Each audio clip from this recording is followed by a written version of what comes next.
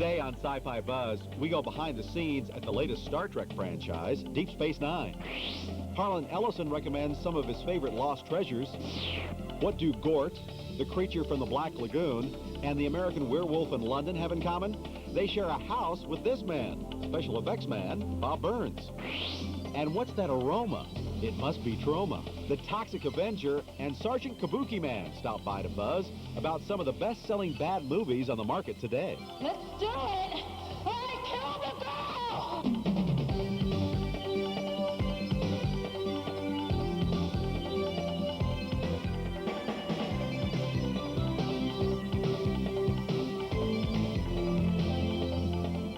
Here we go again on Sci-Fi Buzz. I'm Mike Jarek. How you doing?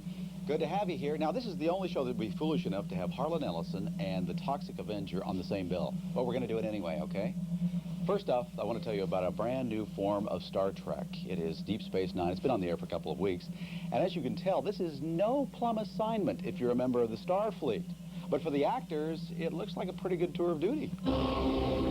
I'm told the Cardassians decided to have some fun the day they left. Unlike the pristine yet comfy Enterprise, Deep Space Nine's Frontier Space Station is a little worse for wear. Damage report. The show's outlook is more grim than that of The Next Generation, and the darker tone extends to the characters who inhabit Deep Space Nine as well. But as far as the actors are concerned, having a few more pieces of scenery to chew on only adds to the challenge and excitement of their new roles. Is it justice you're after, or just some way to express your anger? Avery Brooks stars as Benjamin Sisko.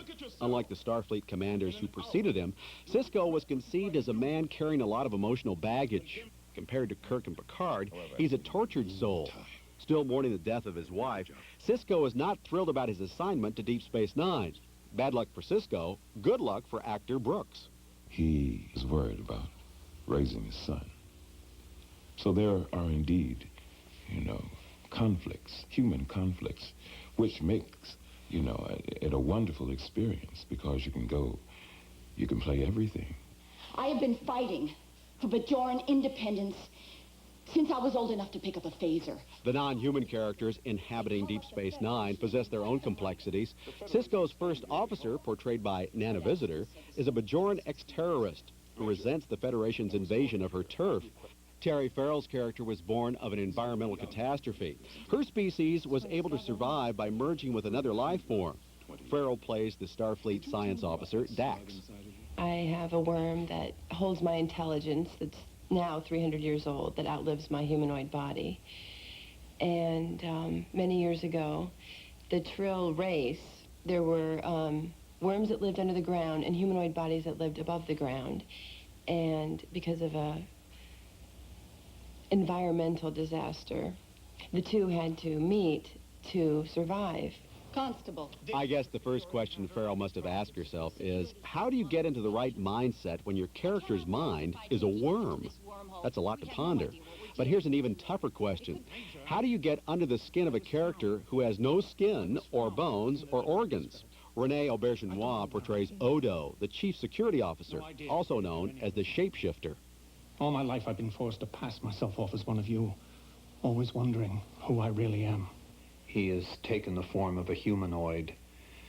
He is, in actual fact, a liquid or gelatinous form. But he doesn't really know what he is or where he came from or if there are any others like him in the universe. Oh, I love a woman in uniform. Armin Shimmerman takes on the unfortunate shape of Quark, the low-life Ferengi bartender. Shimmerman's role requires an extensive 3-hour makeup session. There are basically 2 appliances in my makeup, and each piece has to be painstakingly adhered to my face so that it not only sticks to my face, but that whatever my face does is imitated by the appliance that sits on top of it. Whatever the hardships or challenges of their new roles, each member of the Deep Space Nine cast is no doubt happy to be a part of the Star Trek franchise. And by now, they are probably settling in to what promises to be a nice long gig. If the scripts from Star Trek The Next Generation are any indication of what we'll get on Deep Space Nine, then I'm thrilled and excited and looking forward to seeing what those writers have to say and what we'll get a chance to perform. My name is Jessica Vaughn from Waynesville, Missouri, and I'd like to recommend Bram Stoker's Dracula, the film and legend, a book by Francis Ford Coppola, the director, and James V. Hart, screenwriter. It has interviews with actors and actresses, and it has excerpts from the original novel.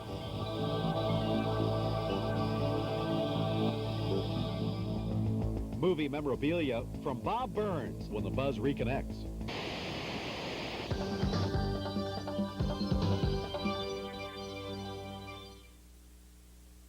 It's only been in recent years that science fiction movie props have been considered art. And as a result of that, some of the great movie icons have been thrown in the trash or torn apart or used for spare parts. Well, thank goodness that guy right there, Bob Burns, who works in the business, had the sense to preserve some of those great props. He's been doing it since the 40s. You should see his house. I was over there a few days ago. Let me show you around. Living in Southern California, just a stone's throw away from celluloid heaven, namely Hollywood, has enabled Bob Burns to prevent dozens of cherished props from vanishing forever.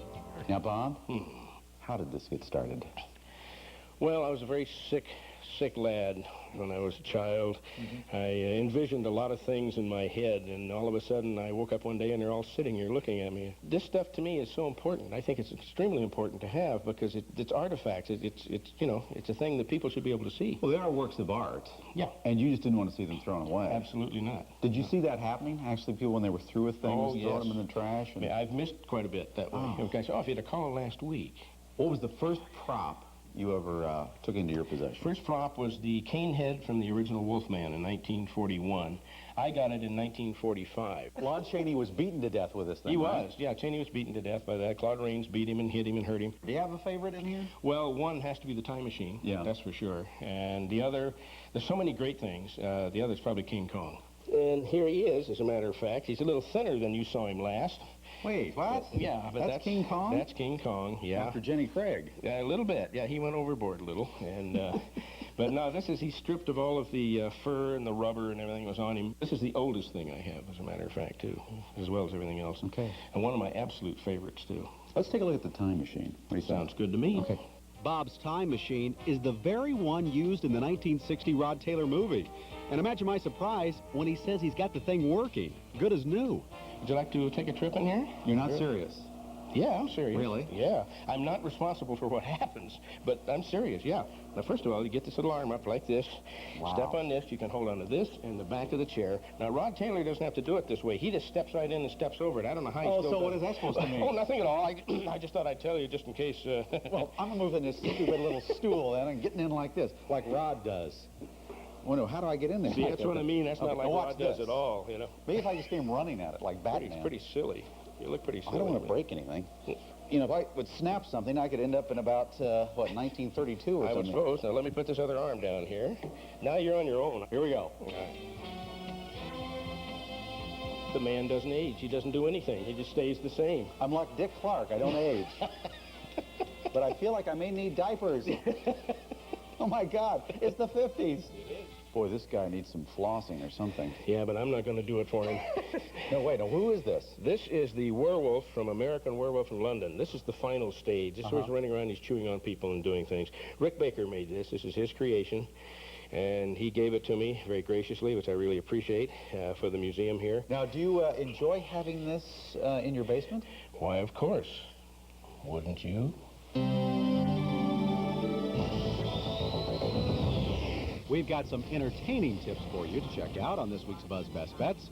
First, CBS's new science fiction shoot-'em-up series, Space Rangers, has made its long-awaited debut on Wednesday nights. It's the first time a major network has taken the sci-fi plunge in many a moon. Each episode follows a group of outer space peacekeepers as they confront enemy aliens like the evil Banshees. There's plenty of action in Space Rangers, but it's laced with enough campy humor to keep things rolling at a galactic pace. Wow. I don't believe it. We finally found a way to shut them up. On On another planetary realm completely comes the Miracle Piano Teaching System from the software Toolworks. Even if you've never played a note of music in your life, the Miracle Piano claims it can have you playing an entire song with full orchestral accompaniment in a matter of hours. How in the world do they accomplish this? Why, with artificial intelligence software, of course.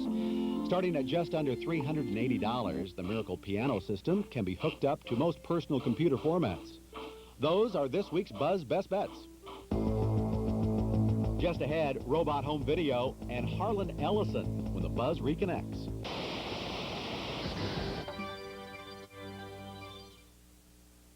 Our resident elitist, Harlan Ellison, will be dropping by in just a few minutes to thump us all over the head, so I suggest donning some type of headgear. Is this stylish or what? But right now, I want to show you some home video that we first heard about on the Buzzboard line. Would you believe? Olympics for robots. Jerry Labenville of San Jose, California, shot this home video of the annual Bay Area Robot Race, held this year at San Francisco's Palace of Fine Arts Exploratorium.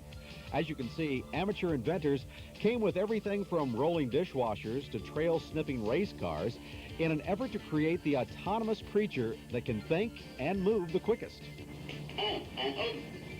Sounds like Odie's all ready to start racing.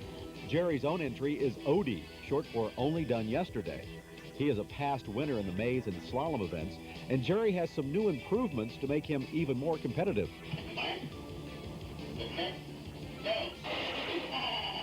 As Jerry reworks Odie on the tool table, we can see that he is a model car chassis and motor with Jerry's own computer design on board.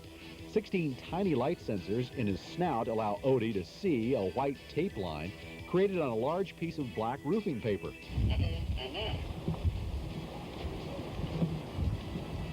I don't think he's working very well. Odie's computer brain does have a memory, and as Jerry trains him for competition, he will learn to combine what he sees with what he remembers.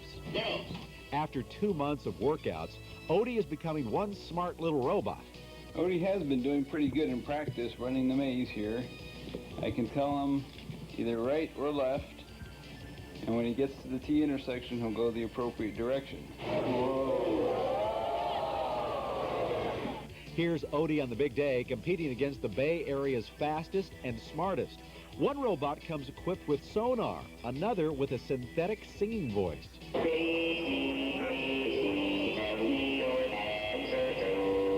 Odie has a little trouble early on in the slalom, but recovers for a silver ribbon performance.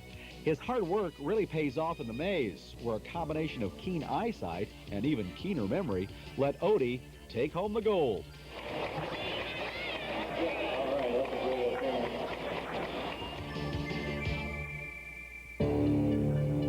Our resident commentator on the passing scene is award-winning author Harlan Ellison. When we call him award-winning, that's an understatement. Harlan has won more awards for his 58 books, more than 1,100 stories, articles, essays, and columns than any other living fantasist. His film criticism has been appearing for the last 8 years in the magazine of fantasy and science fiction, and like our commentaries here, is called Harlan Ellison's Watching. You know, basically, I'm an old fart. I'm 58 years old, and I'm in sight of the grave. And as the shadow deepens over me, I think back to some of the lost treasures. The lost treasures that live here in memory, here in the perfect video cassette, rather than in phosphor dot immediacy on the idiot tube and are gone forever. I think back to the wonderful books and the wonderful movies that I've seen that no one pays any attention to today because of cultural illiteracy or the fact that they've forgotten immediately. I remember when I was a kid and we would go for a ride on a Sunday afternoon, my mom and dad and I in the old Plymouth. In those days, you just went for a ride, man. You didn't go anywhere. You just went for a ride. And we would listen to the radio because they had great radio shows on. And my favorite was a show called Quiet Please, which was created by one of the great unsung heroes of fantasy fiction, a man named Willis Cooper. And the show began with the announcer, Ernest Chappell, who was one of those announcers whose voice could stop you as you went through a room, and you would be mesmerized for a moment. And he would begin by saying, "Quiet, please. Quiet, please." And on this Sunday, he said a line that I have never forgotten. He said, "There is a place just 5 miles from where you now stand, that no human eye has ever seen. 5 miles down. And the chill that went up my spine that Sunday afternoon is the chill I just felt. Those lost treasures and other treasures that are lost to us because of the need for gimme, gimme, gimme, now, now, now. What book was written this week? What's the latest thing on TV? Are the treasures that we need to remember. I'm going to give you some of them. Look them up.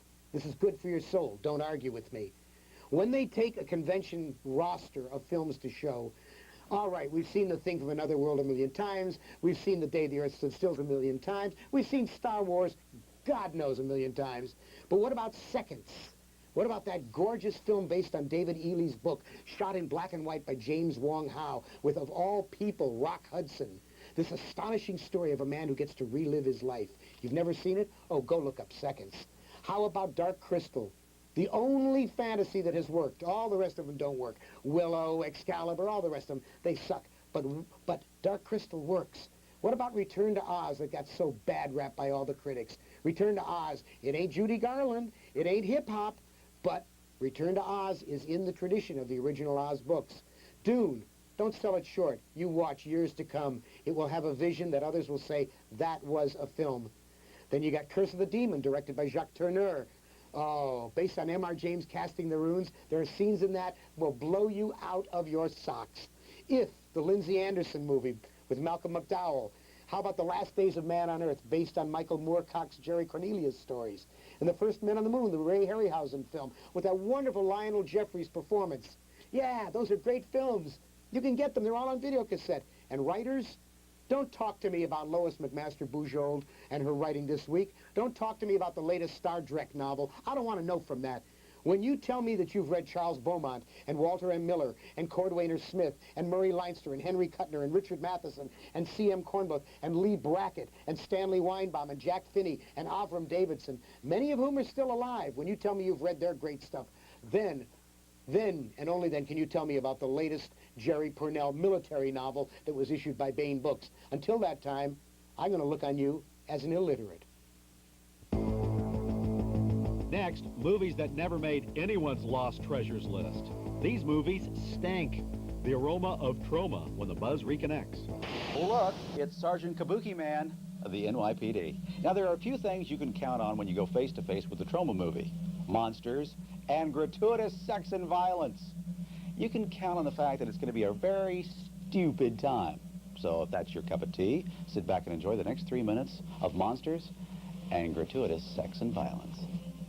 This is a Troma movie, so dry those eyes and rejoice.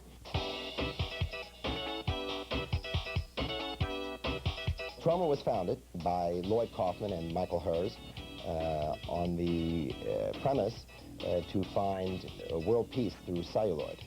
Basically, they were under the impression that they could make fine motion pictures to entertain the masses that would also have a message to them as well. Okay, so maybe you have to dig a little deeper for the message in a Troma movie, past all the sex, violence, and green gooey stuff. But Class of Nukem High stemmed from an article on nuclear power plants being built near schools. And let's not forget the environmental theme behind Troma's biggest hit to date. The movie that put Troma on the map seems to be The Toxic Avenger. Toxie has become a marketing bonanza for Troma. But what exactly is his purpose on the planet? Our purpose is to clean up things, mop it up, if you will. And there's a lot of injustice going on in the world through the environment, and me and my friends and my girlfriend are here to set things right.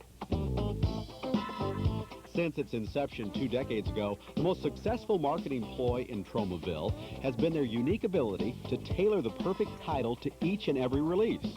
A Nimboy barbarian in dinosaur hell. That dude's in the house, man.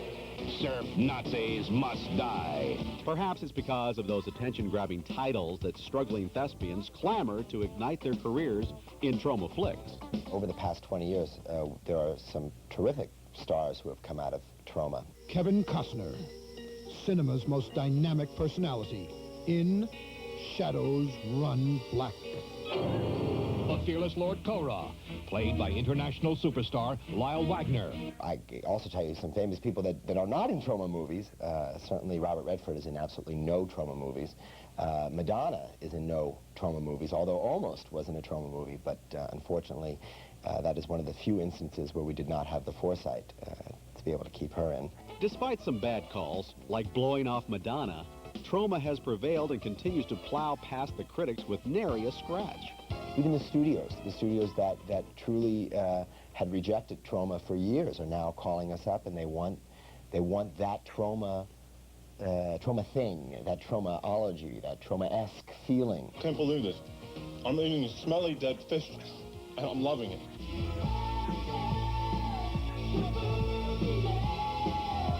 Though $3 million may be chump change to the major studios, it's big bucks for Troma. Needless to say, they've got high hopes for their latest and largest release to date, Sergeant Kabuki Man, NYPD. Kabuki Man! Hey, Kabuki Man, come over here and have a seat. I'm sorry I can't, Marty. I have to study for my finals on my superhero exam. I've got to go. Bye, Kabuki Man. Oh, watch out for that file. Cabinet. Sergeant Kabuki Man should be right at home in Tromaville. What's even more frightening than the fact that Troma films have been made for over 20 years now is the fact that 2 Belgian scholars are actually seriously conducting a study called Troma Films as Art. Yes, they are hailing Troma as representing the great American tradition of sensationalist, lowbrow movie making.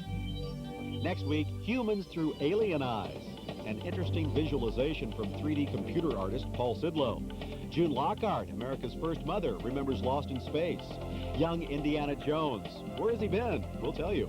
Harlan Ellison will be back with his thoughts on the death of Superman. And Roger Corman, the king of the B movies, has a new cast of creepies to unleash into theaters. Thanks for being with us. I'm Mike Jarek. Dissolve the credits now.